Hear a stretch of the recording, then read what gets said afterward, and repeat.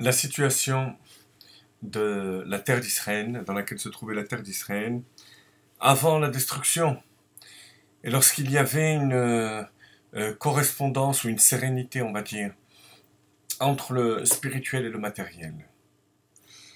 Page 57 d'Afnoun Zayin.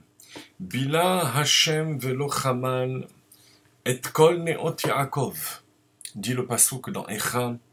Dieu a englouti et n'a eu de compassion pour toutes les résidences de Yaakov. Nous allons voir que Dieu a avalé. C'est comme si carrément l'espace d'Eretz Israël avait été avalé en même temps que la destruction. Lorsque Ravin est venu à Babylone, alors qu'il était en Eretz Israël, il rapporte les paroles de son maître, qui est le maître d'Eretz Israël, Rabbi Yochanan. Excusez-moi.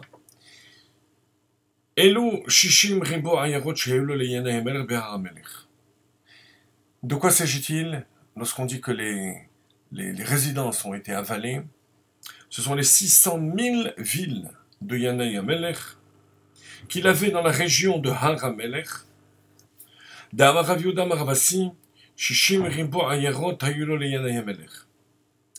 Comme ce que Ravasi dit, que Yanai Hamelech, le roi Yanai, avait 600 000 villes,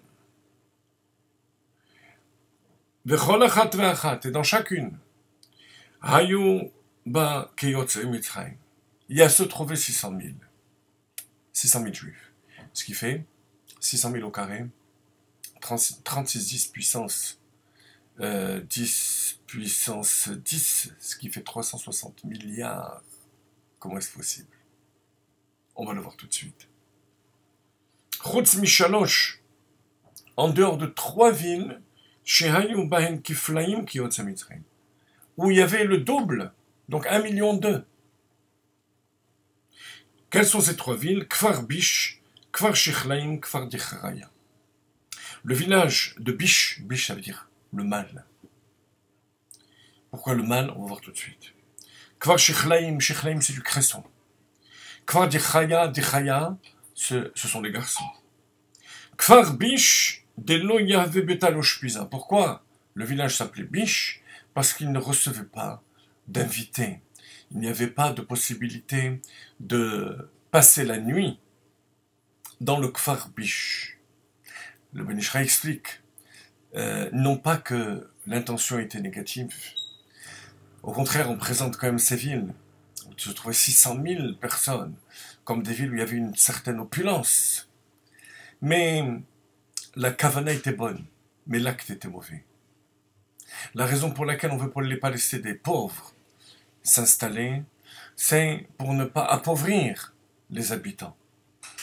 Donc on considérait que laisser des personnes émigrer de manière définitive dans la ville était difficile parce qu'on n'était pas capable de contenir tout ce monde. Et ça c'est négatif. Ça s'appelle Midatz Dom. Même si on pourrait considérer que Chayecha Kodmin, ta vie passe avant, mais se camper dans la limite du din, de la loi, pour repousser l'autre, c'est mauvais. Shichlaim, Shaita Parnasatan Mina Shichlaim. Leur gagne-pain, c'était ce cresson, dont ils avaient l'exclusivité peut-être, et qui faisait que il y avait un certain monopole exagéré. Ça aussi, c'est un din, mais camper au niveau du din, c'est dangereux. Kfar Dichraya, pourquoi Dichraya, les garçons? Amar Rabbi Yochanan, שהיו נשותיהן יולדות זכרים תחילה ויולדות נקבות באחרונו פוסקות. Parce qu'ils avaient des garçons au début, des filles à la fin, et à la fin ils s'arrêtaient. Alors, plusieurs explications. Une explication rapportée par le Ben Ish Chai, c'est que pour certaines raisons que je ne veux pas développer, qui sont un peu longues, le Ben Ish Chai explique que la nature de cet endroit faisait que les femmes engendraient au début des garçons, par la suite des filles. Or, un juif est capable surtout en Eretz Israël, de s'élever au-delà de la nature. Et il fallait le faire, parce que Bat Trila, c'est Maniaf et les Banim. Avoir une fille en premier, c'est un bon signe pour les garçons qui viennent après, parce qu'elle s'occupe de ses frères. Et le fait de s'être laissé aller aux conditions matérielles de l'endroit, c'est négatif pour un juif. Un juif doit être capable d'aller à contre-courant, dans le domaine du positif, bien sûr. Amaroula les Didi Chazili haou atra vafilu shitin rivvata kene lo marzik. Vous savez que la Gemara est là non pas pour accepter les choses sans essayer de les comprendre, mais au contraire de développer notre esprit pour essayer de comprendre ce que la Gemara nous dit. C'est ce qu'on l'a fait. Il va dans cet endroit qui paraît énorme, 600 000 villes. Il revient en disant qu'il a vu cet endroit, même 600 000 roseaux on ne peut pas placer. Alors comment comprendre? Question, non pas qu'ils remettent en doute, mais question. Par contre, Amar lehaou mina le Rabbi Hanina, le mine, l'hérétique, dit à Rabbi Hanina, Shekurem et Shakrito, vous mentez. Voilà la différence entre vouloir comprendre et l'hérésie. L'hérésie, c'est condamner l'autre. Vouloir comprendre, la Gemara est là pour là, et pour ça. Le Talmud est là pour ça. Alors comment comprendre? Amar le Eretz Tzvi, voilà l'explication. La terre d'Israël s'appelle la terre qui est comparée au cerf. C-E-R-F.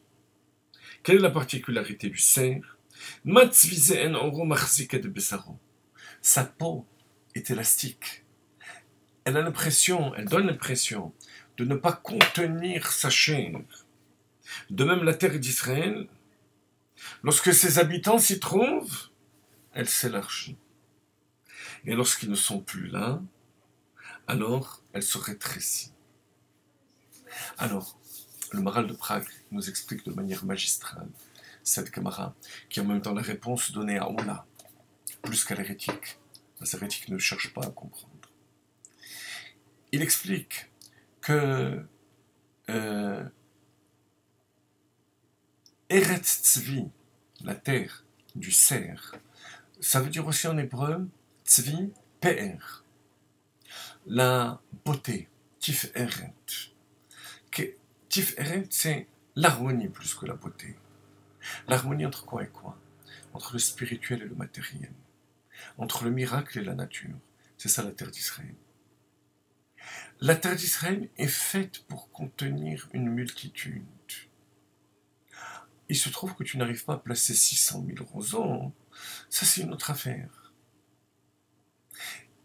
Une affaire qu'on comprend. Parce que le mérite et l'élévation spirituelle du peuple juif n'est pas là. N'est pas au rendez-vous. Mais lorsque le peuple juif s'élève au niveau de la terre choisie par Akadosh Baruch Hu, alors l'espace se dilue. Voilà ce que le Maharal de Prague nous dit. Et il nous rapporte plusieurs passages dans la Gemara, notamment dans Nedarim, qui prouvent que lorsque les Chachamim parlent de cette manière, ils parlent dans la dimension de l'absolu. Même si matériellement, au niveau de la nature rigide des choses, c'est pas possible. Mais au niveau de l'harmonie Eretz Tzvi entre le miracle et la nature, qui est claire dans la terre d'Israël, on est capable de mettre toute cette population. On le verra à l'avant lorsque Mashiach viendra. Lorsque la fusion entre le miracle et le matériel sera totale. Et c'est aussi le rapport avec la description des villes qui se campaient à la loi rigide. Un juif doit être capable de s'élever. La notion de s'élever, d'élévation, c'est aussi la notion de miracle. Au-delà de la rigidité de la loi, de ce qui le contraint au niveau de la loi.